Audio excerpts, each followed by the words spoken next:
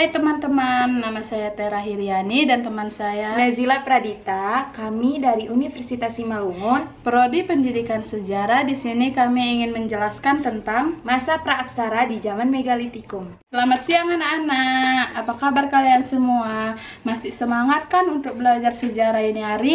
Nah, minggu semalam kan kita sudah belajar tuh mengenai zaman praaksara. Apakah kalian masih ada yang ingat apa itu zaman praaksara dan apa pembagian-pembagian yang ada di dalamnya? Di sini kita akan memasuki pembelajaran yaitu zaman megalitikum. Ada nggak yang tahu apa itu zaman megalitikum? Megalitikum berasal dari bahasa Yunani kuno yang berarti megas. Megas yaitu yang berarti besar, dan litos yang bermakna batu. Nah, dapat disimpulkan zaman megalitikum yaitu Zaman batu besar, Bu. Nah, benar sekali. Zaman megalitikum terbagi atas dua jenis. Ada yang tahu nggak apa itu aja? Nggak tahu, Bu. Emang apa sih, Bu? Nah, yang pertama megalitikum tua, yang kedua megalitikum muda. Megalitikum tua menyebar ke Indonesia pada zaman Neolitikum pada 2500 sampai 1500 sebelum Masehi dan dibawa oleh pendukung kebudayaan kapak persegi atau Proto Melayu. Contoh bangunannya adalah menhir dan dolmen. Yang kedua, megalitikum muda menyebar ke Indonesia pada zaman Perunggu pada 1000 sampai 100 sebelum Masehi.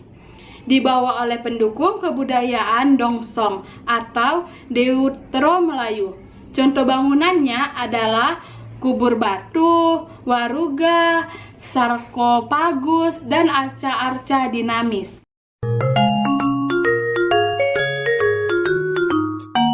Nah, pastikan ada itu ciri-ciri kehidupan zaman megalitikum seperti zaman-zaman di masa lampau. Ada yang tahu nggak apa aja ciri-ciri kehidupannya? Saya tahu, Bu. Salah satunya yaitu manusia itu sudah mengetahui tentang sistem pembagian kerja dan struktur-struktur sosial.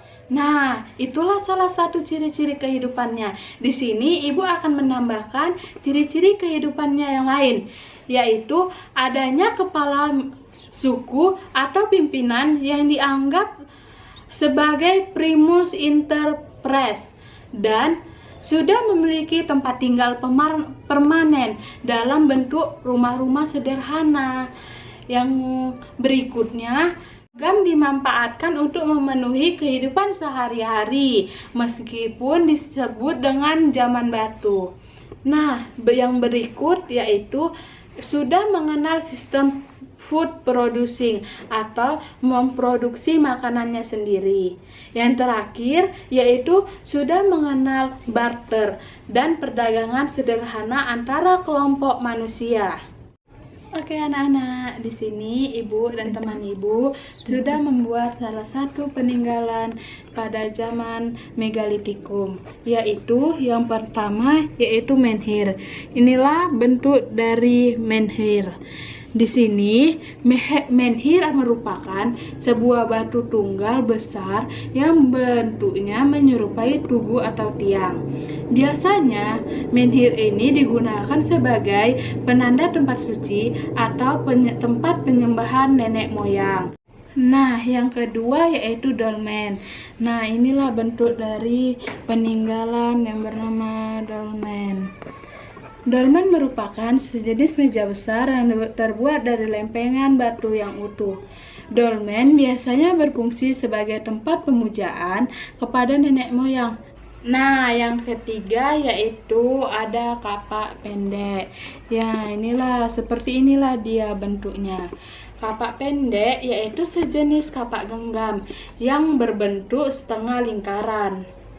Kapak pendek biasanya berfungsi untuk membelah kayu, menggali umbi-umbian, memotong hewan yang hasil buruan, dan untuk keperluan lain-lainnya.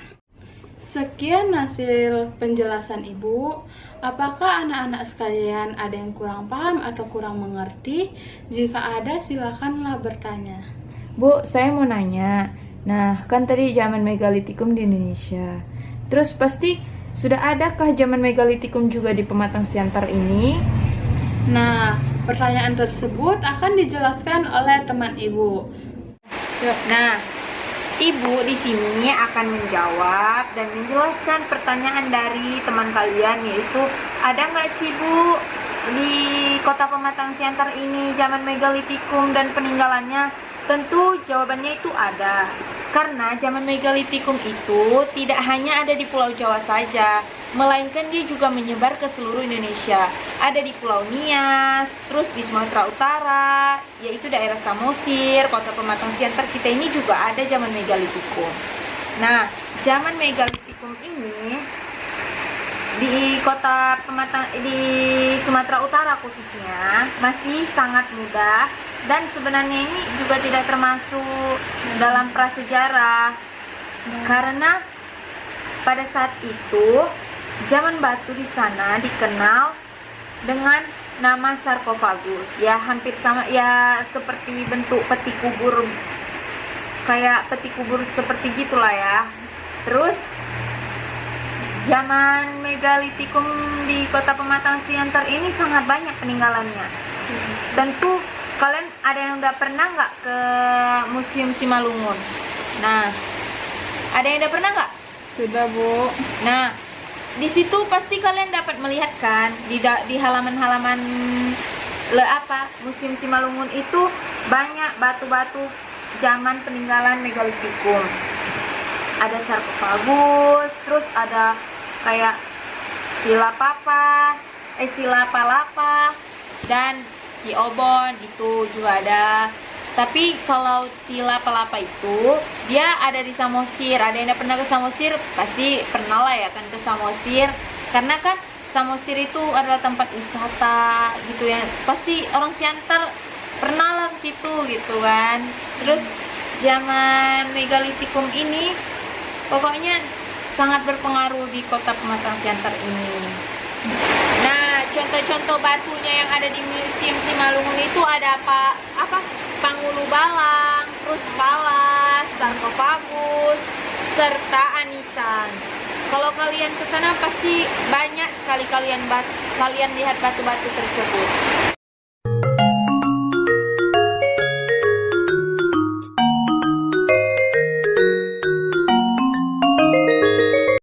Nah, itulah jawaban dari pertanyaan teman kalian.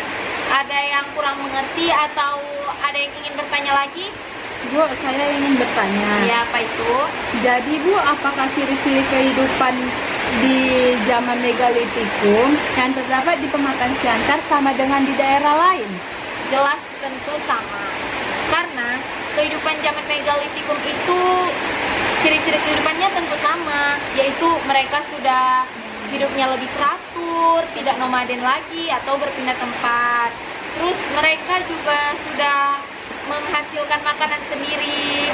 Lalu mereka memilih kepala suku atau kepala pimpinan.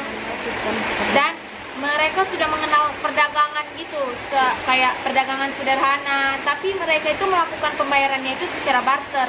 Semisalnya kalian punya kerbau, terus kalau teman kalian itu punya padi, mereka menukarkan itu, seperti itulah barter, tukar menukar. Nah, itulah penjelasan dari pertanyaan teman kalian tersebut. Dan adakah yang belum mengerti atau ingin bertanya lagi? Bu, Bu, apakah mereka pada masa zaman megalitikum sudah memiliki kepercayaan? Jawabannya itu tentu sudah ada. Mereka sudah memiliki dua kepercayaan, yaitu animisme dan dinamisme. Animisme itu yaitu kepercayaan akan roh-roh nenek moyang, dan dinamisme itu yaitu kepercayaan kayak terhadap benda-benda yang mengandung kekuatan goib atau mistis. Tentu kan masih ada itu zaman sekarang orang-orang yang masih mencuci keris, terus mereka percaya keris terbang. Nah, seperti itu adalah bentuk dari dinamisme. Padahal kan zaman ini sudah modern, tapi mereka masih memegang tradisi dari leluhur mereka, seperti itu. Nah, itulah penjelasan mengenai pertanyaan ke teman-teman kalian semua. Apakah masih ada yang belum mengerti atau sudah mengerti semua? Sudah mengerti, Bu. Nah, baiklah. Sekian dari penjelasan Ibu. Ibu mohon maaf apabila ada salah kata.